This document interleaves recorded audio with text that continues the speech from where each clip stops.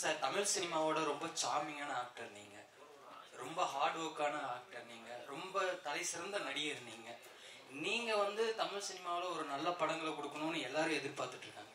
நீங்க ஏன் பண்றது இல்லை? பாலிவுட்ல இருக்க மாதிரியான நெப்போட்டிசம் இதுக்கு காரணமா, இல்ல நல்ல கதைகள் உங்களை வந்து சேராதது காரணமா? இல்லை சார், நெப்போட்டிசம் ஸ்டேஜ்லாம் நான் தாண்டிட்டேன் சார். அதெல்லாம் இப்போ இருக்கிற ப்ராப்ளம், இப்போ இருக்கிற ஜென்ரேஷனில் ஒரு 2 படம் 3 படம் பண்ணவங்களுக்கு வேணால் மேபி இருக்கலாம். நான் ஸ்டார்ட் பண்ண டைமில் சினிமா ரொம்ப ஓப்பனாக இருந்தது. ஆக்சுவலாக வாரிசு நடிகர்கள் வந்து நம்மளை வந்துட்டு போட்டு அழுத்துற மாதிரியான சுச்சுவேஷன்லாம் இங்கே யாருக்குமே இல்லை. அதான் இங்கே இப்போ தமிழ் சினிமாவை பொறுத்த வரைக்கும் வந்துட்டு நீ உழைச்சா உனக்கு காசு, உனக்கு திறமை இருந்தால் நீ ஏறி போயிட்டே இருக்கலாம், இவ்வளோ தான் கணக்கு. ஸோ அதுதான் வந்துட்டு நான் இருந்த டைம்லேருந்து இப்போ வரைக்குமே. ஆனால் அதுதான் பேசிக்காகவே இருக்குது. நான் இல்லை சார், சில சம்டைம்ஸ் என்ன ஆகுதுன்னா, ஒரு ஸ்டேஜுக்கு மேலே நம்மளே பிடிச்சி இழுத்து போக வேண்டியிருக்குல்ல. அப்படி இருக்கும்போது ஒரு சில நல்ல கதைகள் வருது, ஆனால் அதுக்கு வந்துட்டு சரியான தயாரிப்பாளர் அமைய மாட்டேங்குது. அந்த மாதிரி அந்த கரெக்டான டைமில் வந்துட்டு அந்த 3 டாட்ஸை கனெக்ட் பண்ணும்போது நம்மளுக்கு வந்து அடுத்த லெவல் போகிறதுக்கான ஒரு வாய்ப்பு கிடைக்கும். அந்த மாதிரி நடக்க மாட்டேங்குது. ஸோ எனக்கு என்ன வருதோ அதை நான் கரெக்டாக பண்ணி போயிட்டு இருக்கிறதுனால தான் வந்துட்டு நீங்கள் சொல்கிற மாதிரி இந்த கேள்விக்கு வந்துட்டு நான் பதில் சொல்ல வேண்டியிருக்கு. என்னென்னா, ஏன் நீங்கள் அடுத்த லெவல் போகலங்கிறது உங்களோட கேள்வி. ஸோ அது காரணமே இதுதான். என்னென்னா, நம்மளுக்கு ஒரு விஷயம் இப்போ ஃபார் எக்ஸாம்பிள் எடுத்துக்கிட்டிங்கன்னா, நான் ஒரு 2 மாதம் முன்னாடி ஒரு எக்ஸ்ட்ராடனரி ஸ்கிரிப்ட் கேட்டேன்.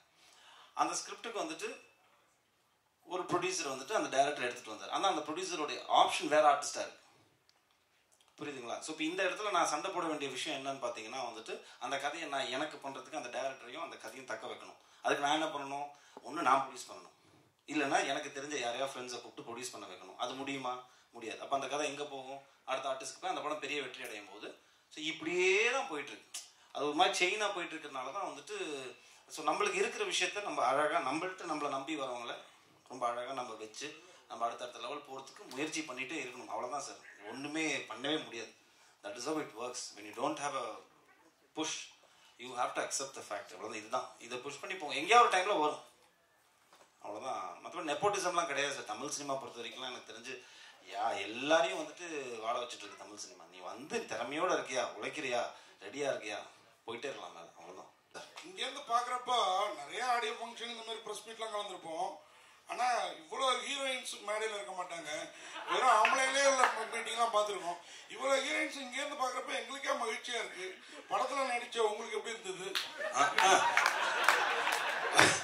நடித்தது ஒரே ஒரு ஹீரோயினோடங்க.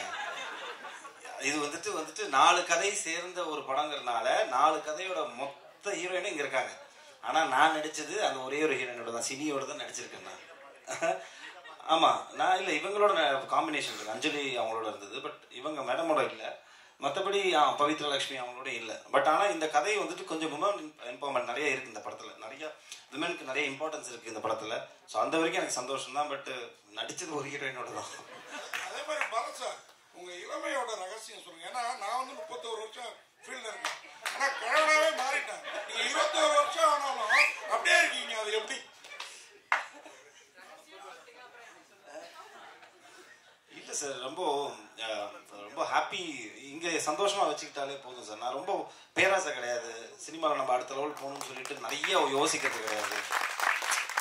ஸோ ஆட்டோமேட்டிக்லி நீங்கள் வந்துட்டு இப்போ கண்டென்ட்டான ஒரு சொல்லுவாங்கள்ல, நம்மளுக்கு என்ன இருப்போ அதை வச்சு நம்ம வந்துட்டு வாழ்க்கையை நடத்தினோம்னாலே ஸ்ட்ரெஸ்ஸுக்கு அதிகம் கம்மியாயிடும்.